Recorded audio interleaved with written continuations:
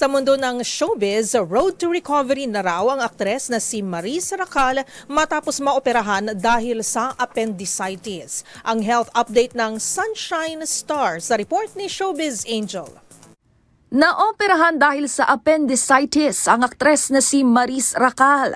Sa kanyang Instagram, kalaki pa mga kuhang larawan habang nasa ospital, ibinahagi ng aktres na nagpapagaling na siya matapos tanggalan ng appendix.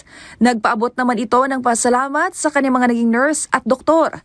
Special mention ng kanyang little sister na siya raw nagbantay sa kanya na makikitang doon na rin daw nag-celebrate ng birthday.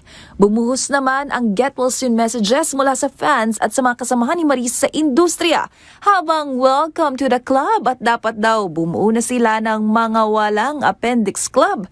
Ang hirit ni Darren Espanto at Karen Reyes kay Maris.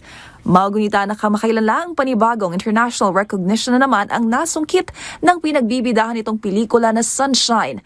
Ang sports drama film panalo ng Audience Award sa Tartu Festival sa Estonia.